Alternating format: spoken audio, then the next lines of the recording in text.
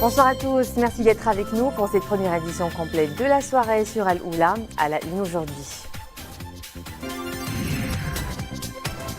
14 août, commémoration d'une glorieuse épopée, la récupération de Wad Dahab, un 38e anniversaire célébré sous le signe de l'attachement au trône alawite et de la dynamique du développement qui caractérise la province.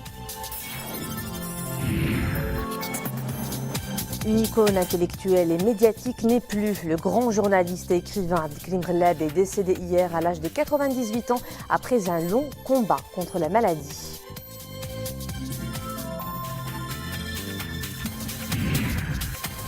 Le pavillon bleu hissé pour la 11e fois sur la plage de Boznica, un site balnéaire qui a toujours le vent en poupe, particulièrement pour la qualité de ses eaux de baignade.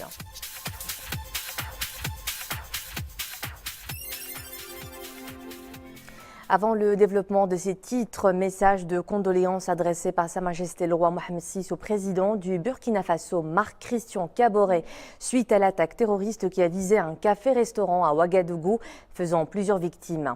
En ces douloureuses circonstances, le souverain exprime ses sincères sentiments de compassion et souhaite un prompt rétablissement aux blessés.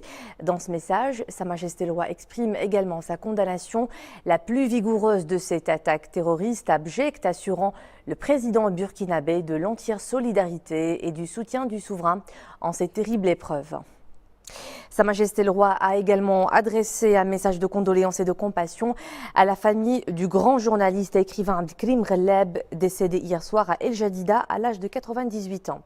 Dans ce message, Sa Majesté le roi affirme avoir appris avec une grande peine et profonde affliction la triste nouvelle du décès du professeur Abdelkrim Ghellab.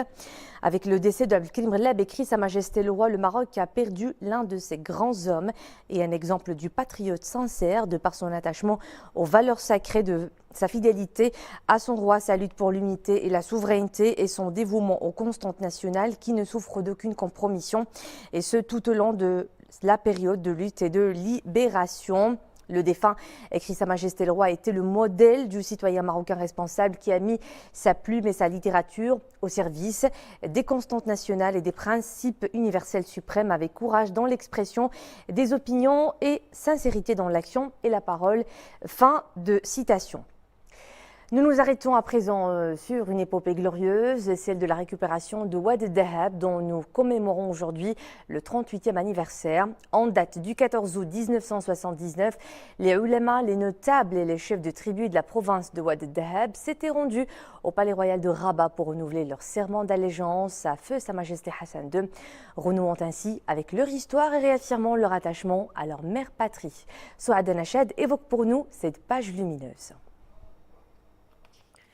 14 août 1979, un ulama notable et chef de tribu de la province de Wad Dahab se rendent au palais royal de Rabat pour renouveler leur serment d'allégeance à feu Sa Majesté Hassan II, que Dieu ait son âme, renouant ainsi avec leur histoire et réaffirmant leur attachement à leur mère patrie.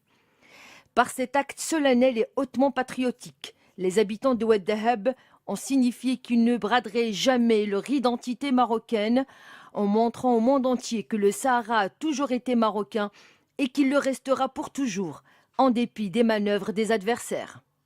Quelques mois plus tard, au lendemain de la fête du trône, feu Sa Majesté le roi Hassan II effectue une visite historique à Dakhla, chef-lieu de la province de Wad Dahab.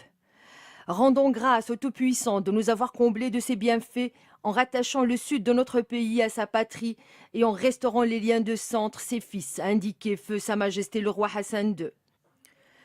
Suivant la voie tracée par son père, Sa Majesté le roi Mohamed VI entreprend d'engager la région d'Dakhla Wad Dahab sur la voie du développement et du progrès. Une nouvelle politique qui a permis la réalisation d'importantes infrastructures et de grands projets de développement en harmonie avec une vision royale ambitieuse, celle de faire de cette région un pôle économique pionnier à l'échelle nationale et régionale et un pont entre l'Europe et l'Afrique subsaharienne en consacrant un nouveau modèle de développement. Aujourd'hui, la région vit au rythme d'une dynamique de développement avec la réalisation d'importantes infrastructures et grands projets de développement en harmonie avec la vision de Sa Majesté le roi Mohamed VI de faire de cette région un pôle économique pionnier à l'échelle nationale et régionale. Hassan Tabaï, Samir Barka, Nesri El-Hamdawi. La ville de Dakhla évolue et se métamorphose au gré des grands projets de développement pensés pour améliorer le niveau de vie de ses habitants. Ce vent de renouveau est en parfaite harmonie avec la vision de Sa Majesté le roi Mohamed VI de faire de cette région un pôle économique pionnier à l'échelle nationale et régionale. Dakhla de 1979 n'est pas celle de 2017.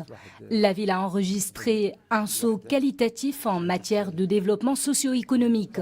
Des réalisations ont été accomplies grâce aux hautes orientations de Sa Majesté le Roi et la haute sollicitude dont le souverain n'a eu de cesse d'entourer les provinces du Sud.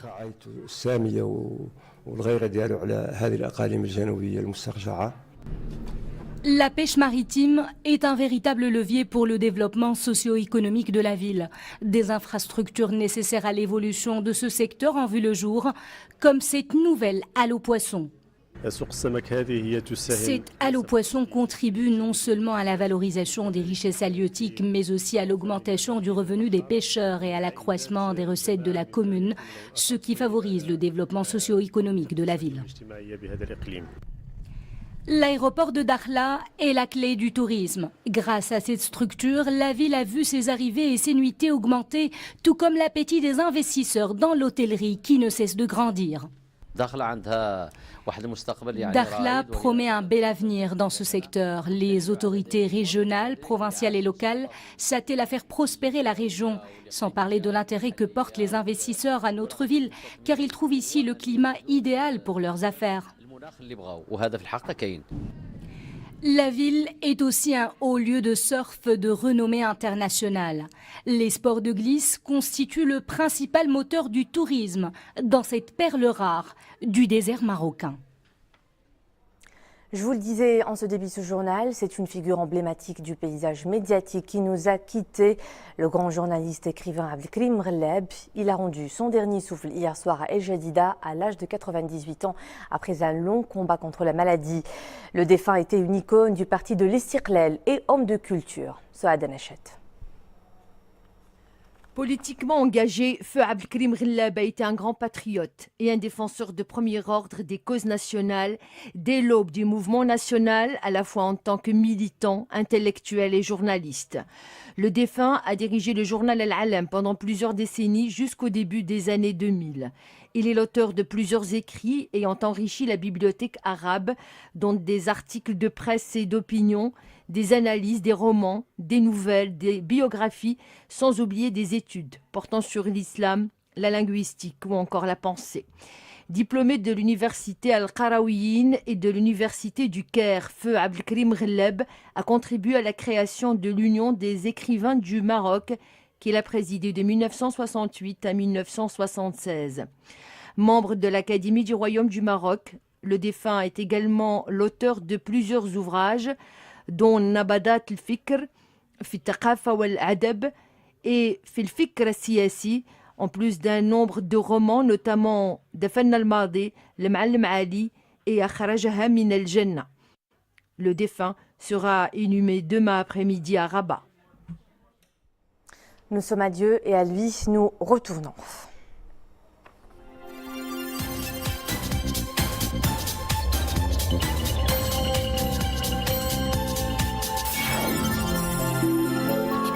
Le terrorisme frappe à nouveau le Burkina Faso. Un attentat dans un restaurant de la capitale Ouagadougou a fait 20 morts et une dizaine de blessés dans la nuit.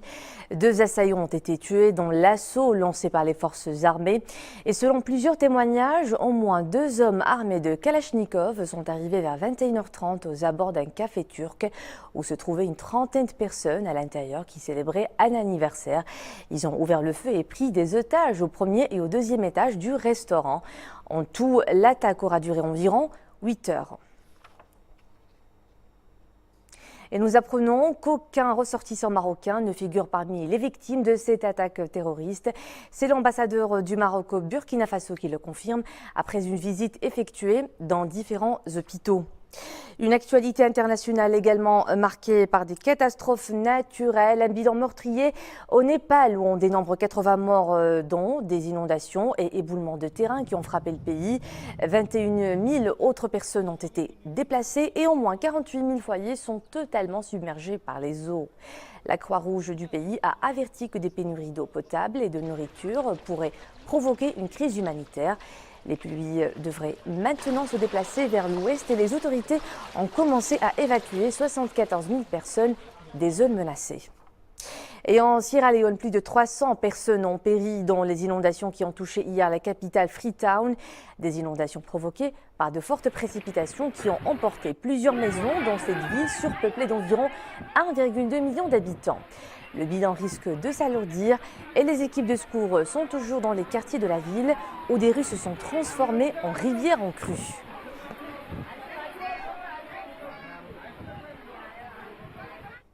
Au Portugal, les feux de forêt risquent de s'intensifier dans les prochains jours. Les autorités ont demandé l'aide des partenaires européens.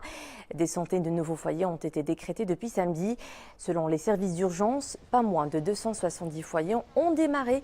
C'est le nombre le plus élevé en une seule journée cette année. L'état d'urgence a été décrété dans la région de Coimbra, dans le centre du pays. Plus de 140 000 hectares de forêt ont déjà été brûlés cet été au Portugal.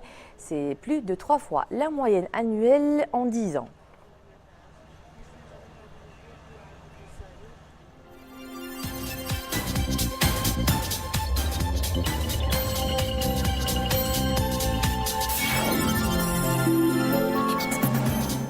Nous enchaînons avec ces images en provenance de Safi pour parler de l'état d'avancement des travaux de réalisation du nouveau port de la ville, achevé à 75%. Sur place, le ministre de l'Équipement, du Transport, de la Logistique et de l'Eau, Abdelkader Amara, a affirmé que cette nouvelle structure portuaire sera l'une des grandes de son genre au Maroc, avec un impact économique considérable sur la province.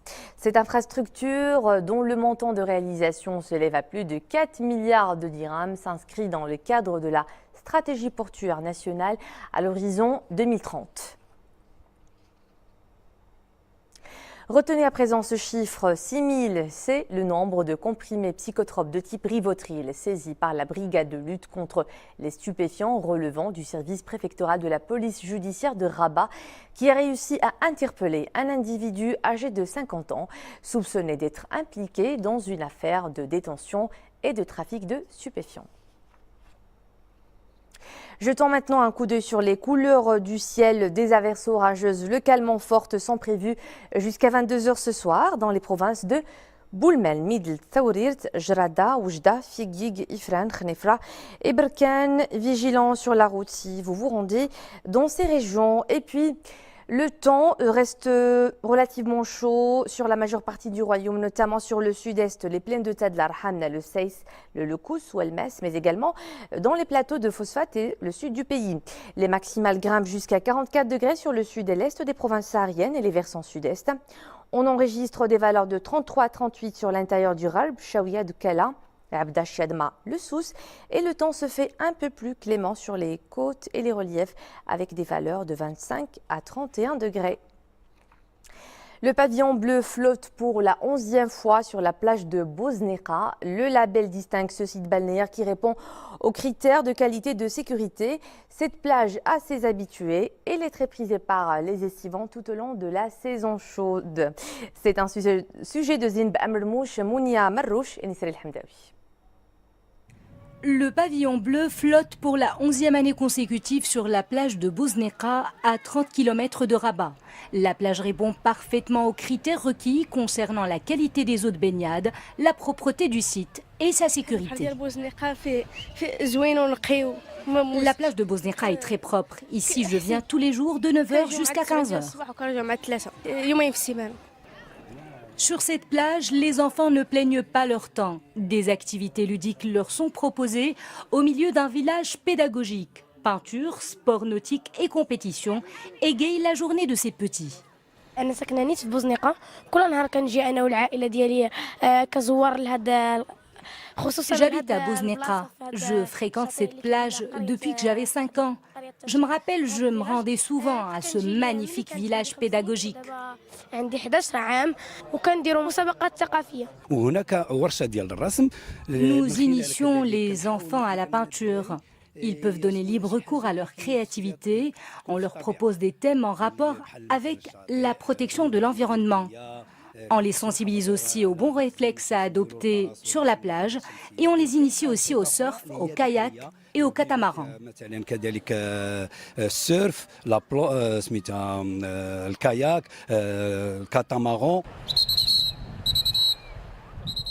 Sous le regard vigilant des maîtres nageurs sauveteurs, les estivants profitent pleinement des plaisirs de la mer en toute quiétude. Voilà, c'était tout pour ce soir. L'info est de retour à 21h avec Mohamed Reda Labidi. Et demain, c'est Boubkir Ben Rabrit que vous retrouvez à 19h. Passez une agréable soirée.